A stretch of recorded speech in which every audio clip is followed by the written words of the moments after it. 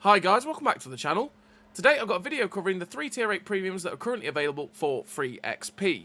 That includes the T26E5 American Tier 8 Premium Heavy Tank, that is available for 164,900 free XP. The Somua SM, which is the French Tier 8 Premium Heavy Tank as well, that is available for 204,000 free XP.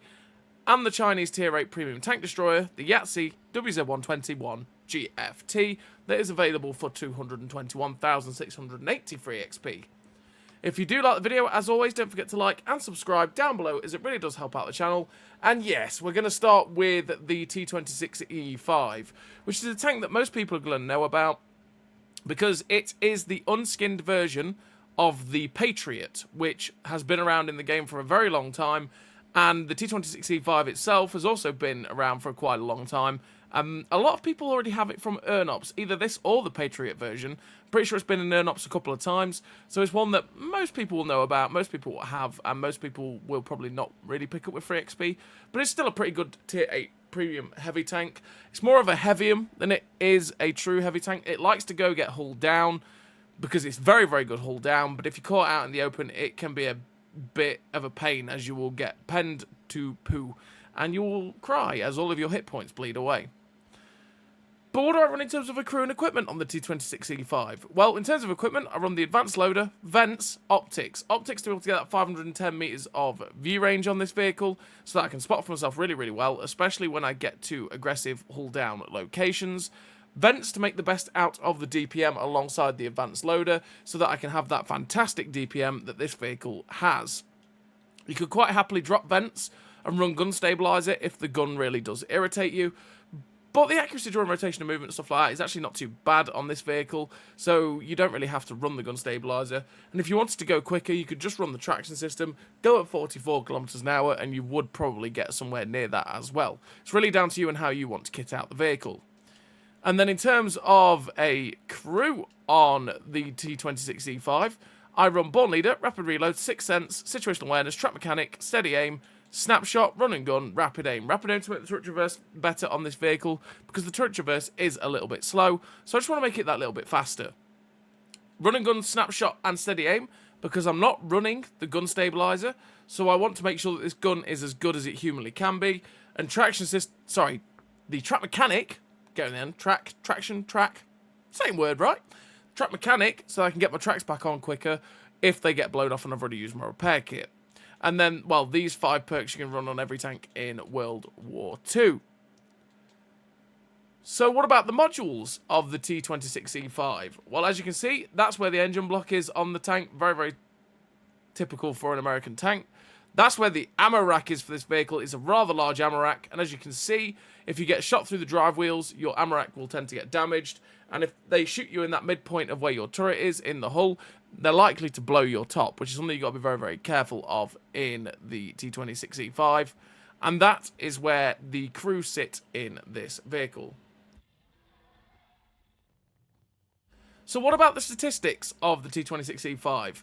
So as you can see, we've got a 40.2 km/h top speed, 15 km/h reverse speed, 704 horsepower engine, which is 15.17 horsepower per ton ratio.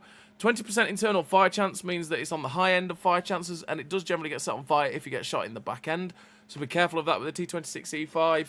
You've got 30 degrees a second on the hull rotation speed, which is okay. 2.44 on soft terrain is really quite poor.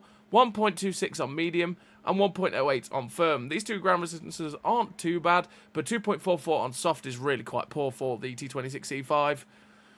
510 meters of view range is nice. Again, it helps you really spot for yourself quite easily in this tank. With a 31.15 degree a second turret rotation speed, which is why I run Rapid Aim, so that the turret traverse is faster than the hull rotation.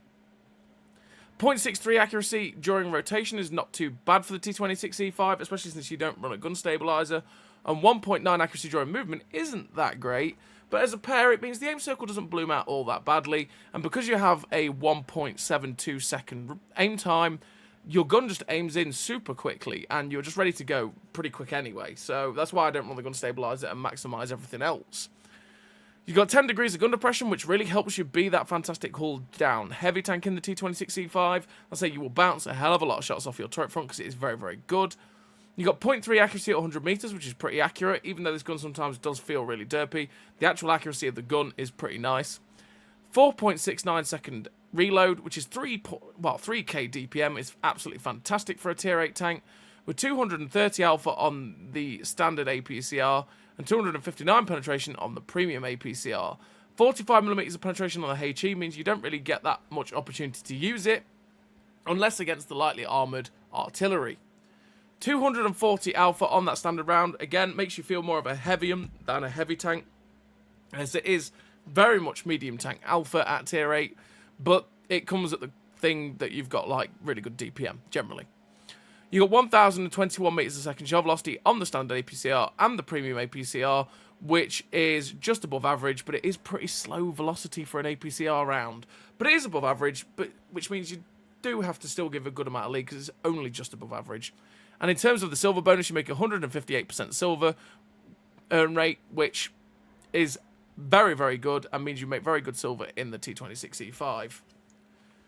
But yeah, that's the T26E5. Like I say, it's a pretty decent heavium of a tank. You can have a lot of fun with it. It just shreds if it gets allowed to farm, and it's very, very good hull down. So, as always, what we're going to do is send you into the replays where you can watch this tank in action, see how it handles, see if it's a bit of you, and just see how it goes. So, as always, everybody, I'll see you in the replays. So here we are with the T26E5, and we are on this map, which is Heilbronn. And on Heilbronn, what I want to do is go down to the hill around E45, or push to the position at F67, go hull down, and try and farm away if I can. We've got to be careful, though, if you do try to go to the position at F67, because it is a very nice position to shoot people as they cross the H line. But if someone pushes to the position at F78 that their tanks can go to, they can go get hulled down in a little position that can basically royally screw you over and farm you if you're not careful, and it completely invalidates that little ridgeline if you're not careful as well. So you just got to watch what the enemy vehicles are doing. If someone goes there, you go, absolutely not, I'm going somewhere else. So we get penned by a Draugen there straight away. He breaks the turret, and then I see the teeth breaker. We try a shot on the move. Sadly, doesn't go anywhere near. Just get a shot there into the teeth breaker again. He pulls back, but he is in a position again that I don't want him to be in. That is the position I was talking about, that if someone goes there, they completely counter you trying to take the other ridgeline, and they will farm you quite easily. So it's just best not to go there if someone does that. Or you sit there hard aiming them, pretty much. So we're up to 210 damage because we only got that one shot into the teeth breaker, and we've already lost nearly 600 hit points. So I'm going to try and poke over and see if I can get a shot into the Draugen. It's a bit risky because there could be anything back there that I can't see. So we see the Draugen, get a shot through, and then get hit with HE from the back. And it's like, what was that? Something's firing HE. We bounced something else off of our turret front, and we've got quite a lot of block damage already. And in fact, it was an Earthshaker. So we're just going to try and aim the shot into the side of the Earthshaker. And sadly, it went to the right and hit the upper plate and ricocheted as that Earthshaker was pulling back over the ridgeline. The Draugen is the one that keeps proxy spotting us here behind that rock. So we've just got to be a bit careful of that guy if we can be, because he will just keep spotting us, and that will keep us lit up for that Earthshaker, who we couldn't see even after he fired. And it just makes this little engagement a bit awkward, and I'm sitting here going, I don't really want to fight here anymore, because the Draugen keeps spotting me. The Earthshaker is the one that keeps firing HE into me. I might just go change up and see if I can get a different shot somewhere else. So I poke over, and I think, can I get an angle somewhere else at this Draugen, right? I blind fired the TD spot, because I thought, if I try and go for this Draugen, and there's something up there in that TD spot, it's going to hurt. So I may as well just blind fire, see if there is something there. There didn't seem to be, but the Draugen poked over and popped a shot at us, bounced off our turret front, and I decided, yeah, okay, no, I'm not dealing with that. And we see where our team is right now, right? They've pushed up quite aggressively to the next sets of rocks and the next sets of ridge lines, which means that something like the teeth breaker can't be in a position to get a shot at me anymore, so I can just go and go hull down in the original position I wanted to be in. Sadly, we ricocheted off of the turret ring of the T44, which was really bad RNG, because anywhere else we'd have penned that guy, but there we go. looking for a shot into the Earthshaker, but he gets shut down. We can't get a shot into the Progetto, but we see the M4043. So we put a shot into the M4043, get another one into him, and I've realised there's a tank behind me, but I really just want to kill this artillery. So we put a shot in, and it doesn't kill it, and I was like, no. There's the whole reason for just ignoring the guy behind me, because I really wanted to get my bacon. But we put the shot into the Dragon, and he dies because he rushed straight in front of the whole team. And then we do get our bacon. Oh boy, we get our bacon. We'll take the bacon, thank you very much. We're up to 1400 damage, and this is the perfect scenario. We've got a T28 who's got his rear to us, and this is where the T26E5 or the Patriot can just start absolutely farming up. Because you can see the reload is very, very good. With the 4.3 second reload with the food boost, your DPM is just insanity, and you just absolutely shred vehicles that let you farm up. So we put that T28 down to a one-shot, but sadly don't get the chance to finish him off. The sharp few chairs are out in the open, so we put a shot into him, finish him off as well. And the reason we stayed here is because their team seemed to be coming out of the town. We do have quite a few tanks up at B6, but if they're going to push out the town towards where that T28 was, we'd have 3 shots. So we see the T28 prot, put a shot towards the turret cheeks, sadly bounce because 230 pen isn't really going to go through that. 259 premium pen might though, but again, sadly, we ricochet off his turret front there, go for that cheek again.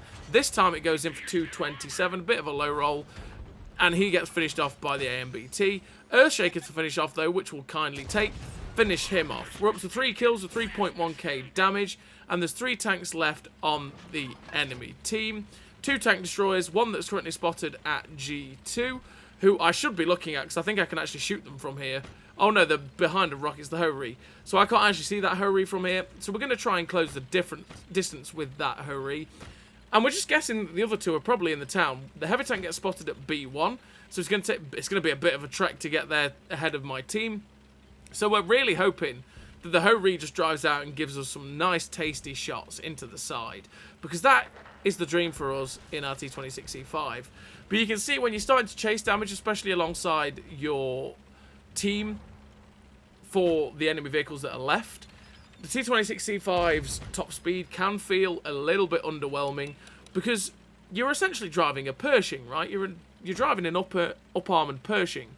So you feel like you should be that little bit faster, but you're not, because you've got the extra armour and you're a heavy tank.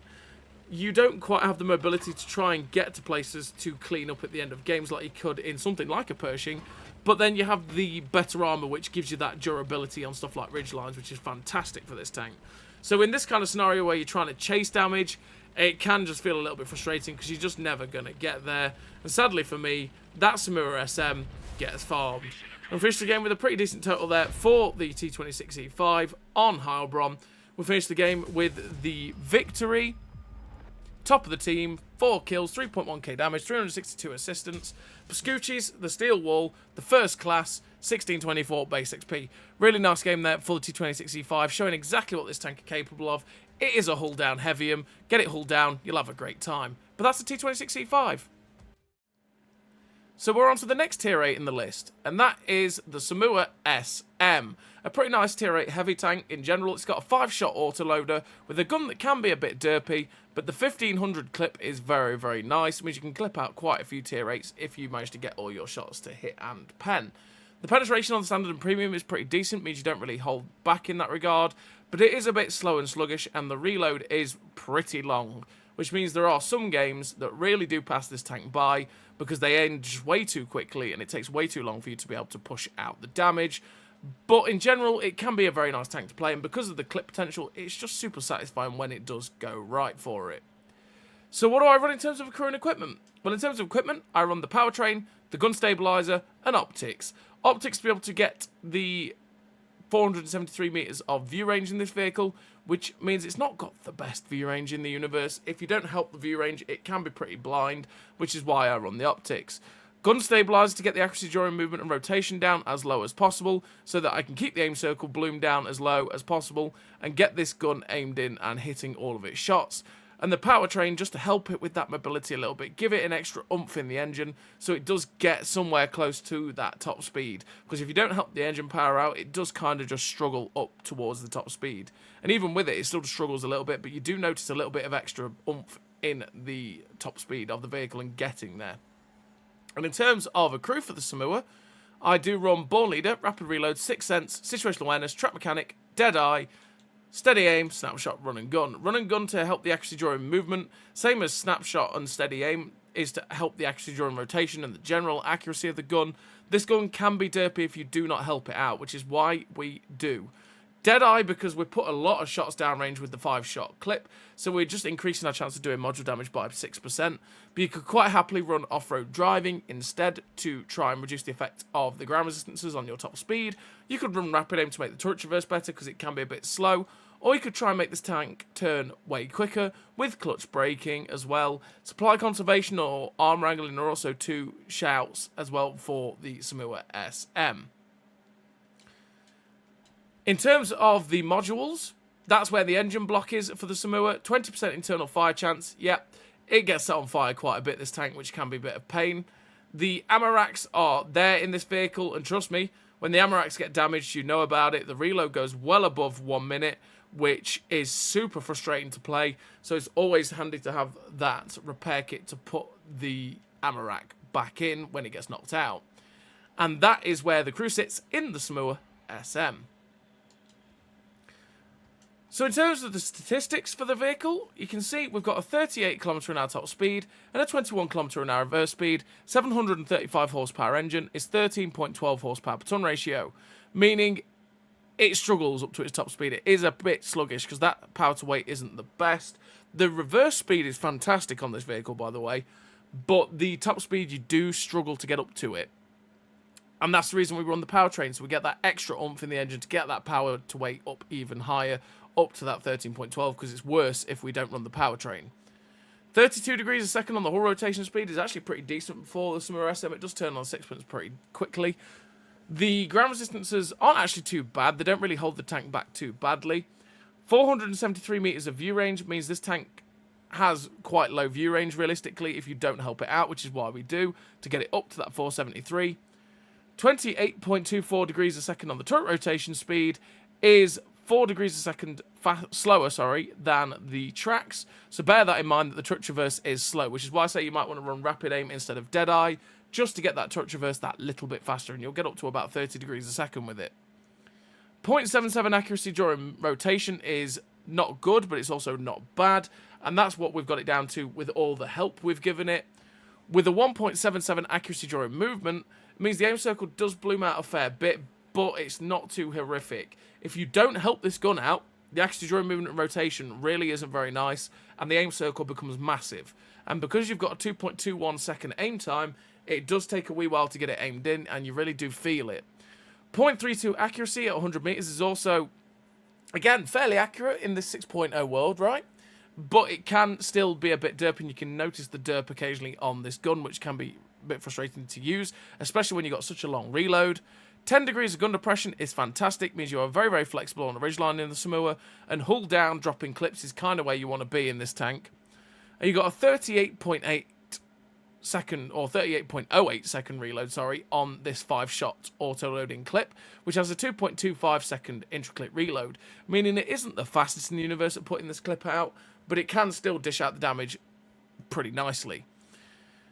1911 DPM because of that reload. Again, you don't really pay attention to the DPM of autoloaders all that much because they're all about their burst potential rather than their raw DPM. 232 penetration on the standard AP with 263 penetration on the premium APCR. 50mm of pen on the HE means you're generally never going to use the HE. It's going to take you far too long to load the HE clip, and the HE just isn't that nice to use.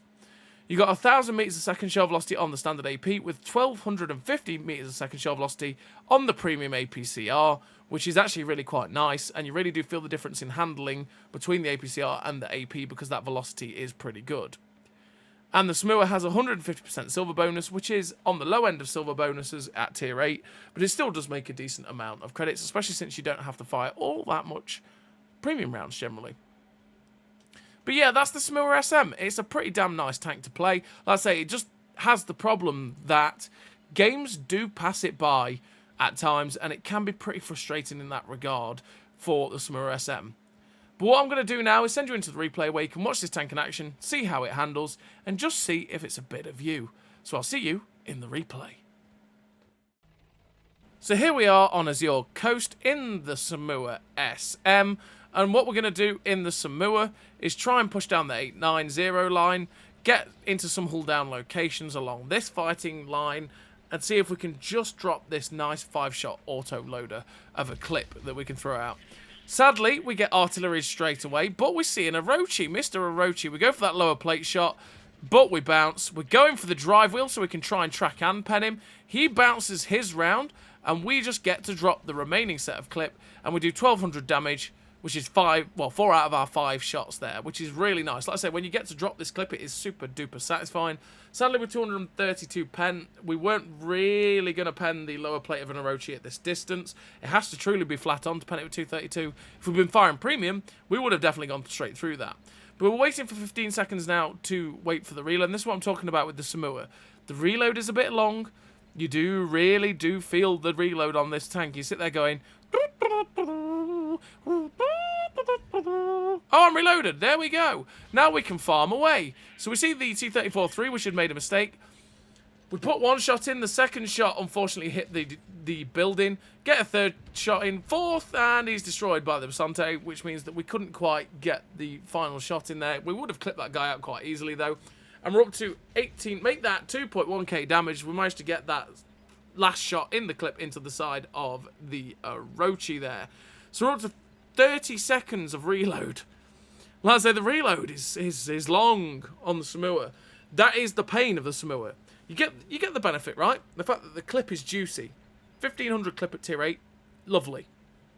You use that, you will clip out a lot of vehicles at this tier. T34-3, for example, we would have clipped him out if we'd hit all the shots, which is lovely. But you got to put with the fact that the gun sometimes just loves a good derp. And this reload is, yeah, it's long. It takes a long time, as you can see, a 38 seconds flat reload. What you want to do if you're running food is wait for it to hit the 30-second mark. And the moment you've hit the 30-second mark, boost with food. That will get you a little bit extra out of the reload and just give you that reloaded gun a little bit faster. So we're still up to that 2.2k damage. We see a T26E5 and I'm like, hello, sir. You will struggle to pen me, Mr. T26E5, but I can clip you out in 3 shots. As we finish that guy off, 1 shot left in the tank. And sadly for me, the Panzerjäger just went, nope, not doing that, and pulling back. So we end up loading again, or reloading the gun here, so that we can be ready if that Panzerjäger pops out again, and just be ready for any other tank to come after us, because at the minute the game is not going too well. It's 7-9. They are beating us by 2 tanks, and our team is just sort of collapsing in different areas, so we really need to make the most of our clip. So I'm pretty convinced that Panzerjäger is going to die before I reload. There is no point. We need to go back towards our spawn and get back to try and defend the cap, because our cap is probably going to start going off anytime soon. So we want to get back there and put ourselves in prime position to reset if we need to and try and win this game. But it is currently 8-5, so it is still going downhill. It's not going well for us here in the Somua. And this is where the mobility is a little bit sluggish as well, as you can see. We're just trying our best to get back towards the cap before they get anyone in it. But they have managed to get a medium tank into it. And it is a TVP, which is the perfect tank for me, because naturally, as a Somua, I'm just going to be able to pen that guy relentlessly. I can clip him out with my 1 clip, and so that will be an easy kill. The TVP ends up shutting down the M40-43 and is keeping on driving. So we put the first shot into the TVP, hoping to track him in place. There we go. 3rd shot, 4th shot, missed the 5th shot. Good night, Mr. TVP VTU. We boosted with our reload with food way too soon there. That was just a panic boost of the reload there, and we are definitely boosted way too soon, so that we're not really actually going to feel the benefit, because our food is going to run out before we've reloaded, which means that it's just going to reset to what the reload would have been anyway. But we are 15 seconds out, and those Cannon Jagdpanzers have been convinced to not get the shots into us. But now a Hydra's driven in behind us. We can clip this guy out. We're up to 4.3k damage. So we drive round, go for the side shots, put 1 in, 2. We've tracked him in place. Can we get the 3rd in? Yes, we can. Can we finish it off? Side shot here. bounced. Go for the turret roof, bounce. So we didn't get to finish the Hydra off. And then we get rammed to death by a Canonier Jagdpanzer 105. But I feel like that showed off what the Somua SM can do when you just keep dropping the clips. It can rack up damage pretty nicely, but you do end up sitting there twiddling your thumbs a wee bit at times going, come on, come on. And those games can pass you by a little bit too quickly. As we finish with the ace tank of the high caliber and 1290 base XP. And that's the Somua SM.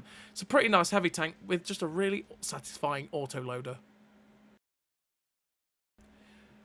So here we are with the third and final tank for the video. It is the Yazi WZ-120-1 GFT. It is a tank that I'm not the biggest fan of. And that's just because it's not really my thing to play, to be honest. I don't really enjoy playing it. Does that mean it's a bad tank? Hell no. It's an absolutely fantastic tank destroyer. The gun handling can be a bit derpy at times, but you've got good DPM, great penetration, nice alpha, great top speed at 50 for this kind of tank destroyer. 461 meters of view range, which again is low, but it means you can spot for yourself. But it's mixed in with, look at the concealment rating, 188 meters of still concealment is absolutely unbelievable. That is, by the way, way better than Saran in terms of its camo, and it is absolute filth. This tank is so good at staying unspotted and farming. It is just a really good tank destroyer. It's just not really my cup of tea. Also, the armour is usable. It's not fantastic, but it's usable. Against tier 6s and 7s, they will struggle to pen the upper plate, which is quite good. Tier 8s firing standard, quite a few might bounce off the upper plate, but they will pen the lower plate. And there's quite a few that will go straight through you. And tier 9s and tier 10s will just go straight through you. So you've got to be careful of that. So what do I run in terms of recruit and equipment on the old Yazi? Well, I run the gun rammer, the camo net, and optics. Optics to be able to get that 461 meters of view range so that I can at least try and spot for myself. And especially since I've got such good camo, that's which is why we run the camo net, to get that fantastic 188 meters of still concealment. We can spot people at really good distances way before they'll spot us. And the advanced loader to make the best of the DPM. In terms of the commander, I run Born Leader, Rapid Reload, Sixth Sense, Situational Awareness, Track Mechanics, Steady Aim, Run and Gun, Camouflage Expertise, and Clutch Braking. Clutch Braking to make the track traverse better so I can get this gun turned in on target much, much faster. The Camouflage Expertise to make the camo even nicer on this vehicle, with the Steady Aim and Run and Gun to make the most of the accuracy on this vehicle. Now, I run and Gun so that I can keep the accuracy during movement down even lower, so the aim circle isn't that big after I've been moving, so it take a little bit less time to aim the gun in. But if you just play this thing far more stationary and aren't that bothered about taking shots on the move and stuff like that, you could switch Run and Gun out quite easily for something like Muffled Shot to reduce the effect of firing on your tank, or run something like Silent Driving to reduce the effect of movement on your camo, making your movement concealment even better. And in terms of the modules on the Yazi, that's where the engine bay is. It's got a 12% internal fire chance, which is on the low end of fire chances, but generally if they pen you on that left-hand side in the lower plate or the upper plate, they do set you on fire, so be careful of that. The ammo racks are all over the place in the WZ-120-1 GFT, although I've not really had it damaged that badly, to be honest, in this vehicle, but there is quite a high chance of your ammo rack getting knocked out. And that is where the crew sits on the Yazi WZ-120-1 GFT. So what about the stats of this tank? Well, the stats, you've got a 50 km/h top speed, which is pretty nice. 20 km/h reverse speed is absolutely fantastic. 580 horsepower engine, which is 16.11 horsepower per ton ratio, meaning you do hit that top speed pretty damn easily. 45.78 degrees a second on the hull rotation speed means the tracks on this vehicle turn very, very quickly, which is great for a turretless tank destroyer. The ground resistances do not hold the tank back whatsoever. 188 meters of still concealment is very, very good. Be careful though, because you only have 260 meters on the move concealment, so when you're moving from place to place, it can be a chance that people do spot you, but 260 meters of on the move concealment is still very, very good. But that's why I suggest possibly running something like Silent Driving instead of Run and Gun. 461 meters of view range, like I say, is not the greatest, but it will help it spot for itself quite easily with the fantastic camo you have, which can be good. The 2.02 accuracy during rotation is really poor though, and that means that when you turn the tank, the aim circle becomes rather large. And accuracy during movement is at 2.64, which is why I run and gun to knock that down, because that's the level it is at with run and gun. So it's even worse if you don't run that perk, and that helps the aim circle stay a bit lower when you've been on the move in this vehicle. But that is also not very good. So this aim circle does bloom out a lot after you've turned the tank and after you've been moving. 6 degrees of gun depression can be a bit awkward as well for this vehicle, but it is very low to the ground, meaning that you can poke over regionals quite easily and not have to overexpose your lower plate too badly. You got a 2.67 second aim time, which is really poor, and generally you feel it quite badly because your accuracy during movement and rotation isn't great, so your aim circle is rather large, and thus you feel that 2.67 second aim time. 0.3 accuracy at 100 meters though is pretty nice. That means it will hit most of its shots. It's just occasionally the gun just likes to go, ha! No, I'm going to hit the floor. And that can be frustrating for the Yazi.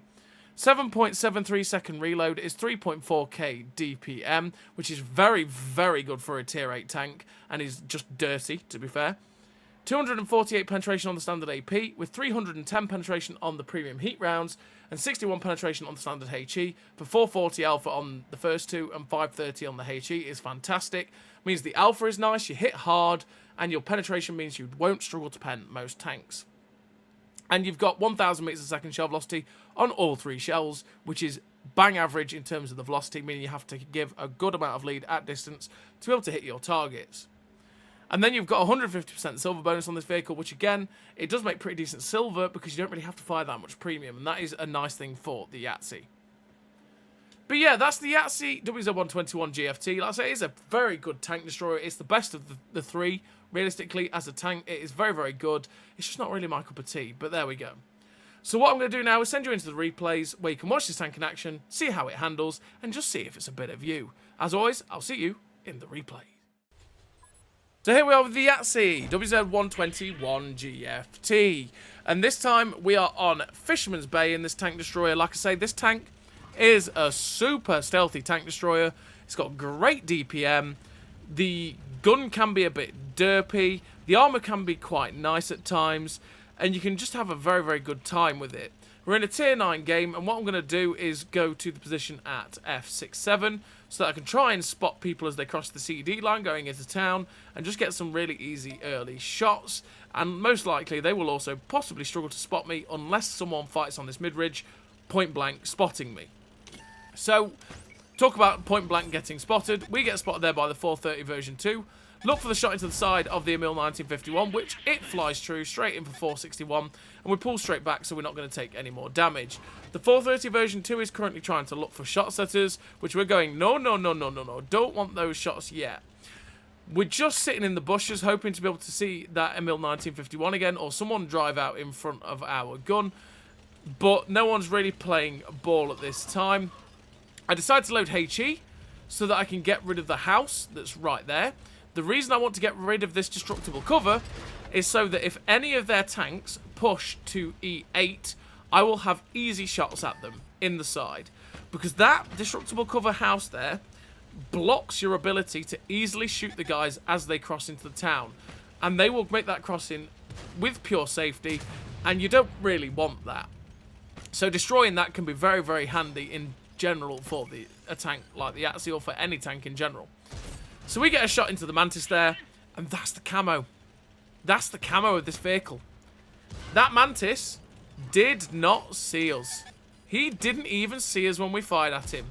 We try and get a shot into the 430 version 2 there.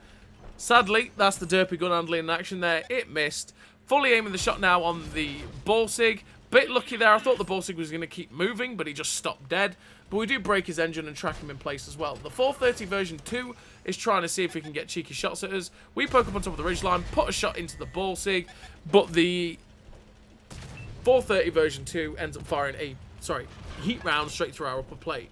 And I'm not too happy with that 430 version 2 there, because I was thinking, I'm not sure how that guy's allowed to be there. I thought that was a bit too aggressive, and he'd be getting shot in the side or anything like that, but nothing's really happening to him. So I might need to go get rid of him. But we try and get a cheeky shot into the side of the M103's turret, but we ricochet there. We're up to 1841 damage. And I decide, okay, Mr. 430 version 2, your life in that position has been too charmed. It's been too long. You must now die. So I'm going to load HE. Why am I loading HE? Again, destructible cover building here. Destroy this. It'll give me more chances to be able to get shots at this 430 version 2 from different angles. And also, maybe, my TDs will have shots at this 430 version 2 that they didn't before. So we're going to drive up on top of the ridgeline. And I was hesitating because I was possibly going to get a shot into the M103. But we put a shot straight through the side of the 430 version 2 there. Now, I'm going to try and hug this building a little bit so that I can get safe from it if I need to. Just waiting for them to make the mistake there that they pull straight back. We do put a shot straight through the side of the 430 version 2, but sadly, my T54 didn't end up finishing him off. And he gets a shot into me. Well, actually, I'm not sure if it was him or the SU-122-54 there. They did manage, one of them got a shot into me and puts us down to a one-shot for that SU-122-54 and for quite a lot of vehicles in this game. So we now have to be very, very careful. But I'm going to try and use the bushes to stay in cover so I can get shots at people like the Waffle Panzer 4. So we put a shot straight through the side of the Waffle Panzer 4 there. Was hoping maybe to blow his tracks off or break his engine, but we didn't quite do that. The TDs at the back of the map do end up getting unspotted. We tried to pop a blind shot, but it doesn't go anywhere. The SU-122-54 does poke up on top of the ridgeline there, so we're going to see if we can get a shot into him. But he gets back just in time to avoid any of our shots. But I'm wondering if he will come up, and he does. But I thought firing through those bushes at an SU-122-54, which doesn't have the best view range in the universe, I would stay unspotted, especially since I didn't get spotted by the Mantis earlier on. I thought maybe firing through those bushes, my concealment would stay high enough that even though I was shooting at that guy, we'd stay unspotted, but it just didn't happen. We get kind of lucky there because he could have quite easily snapped the shot in and just finished us off. But we'll take it. We'll take it. Rolled 3.3k damage and 478 assistance. And I'm trying to think where the best position to put myself would be right now. And that is possibly in a position to help this heavy tanker E1 if he was to spot any of the TDs that are camping at the back at B1 too. As a lot of their team are still alive, but they're unspotted. So the Mantis gets spotted. So we want to get rid of the Mantis. If we can get rid of that guy, he's spotting some of our team, that'd be great. We put a shot into the Mantis, but we actually get spotted there by the SU-122-54. And at this point, I'm like, oh no, I'm probably going to die. I use this building to keep me covered from the TDs that are back at B2. And thankfully, my camo gets me out of dodge. And that's because the SU-122-54 couldn't actually keep me lit up because his view range isn't actually that good. And because my camo was so good, we stayed we got ourselves unspotted. We put a shot at the Tiger 2's lower plate. Sadly, it went wide and did track damage only, or blew his tracks off. But actually, we got all of the assistance for it, so we'll take it. Yag Panther 2 was spotted in the open. We tried to get a shot at him, but he died really quickly, so we didn't actually get the chance to shoot him there. 3.5k damage and 2.1k assistance. We're at, what, 5.6k combined. It's a pretty nice game here for the Yazi so far. And there's only 3 tanks left on the new team. We load the heat rounds so that we can go through the superstructure of the Yag Tiger if we need it.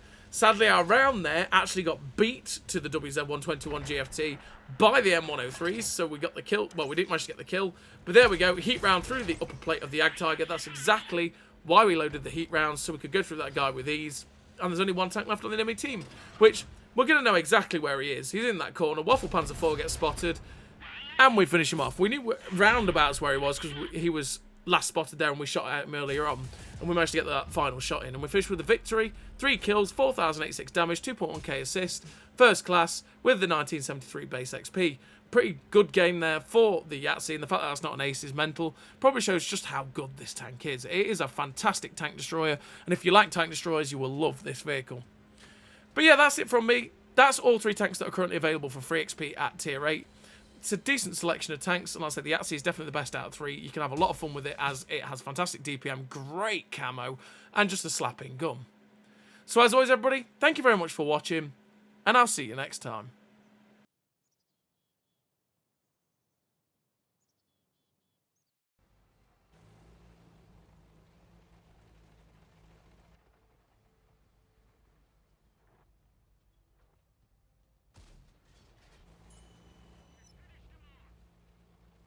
A great success.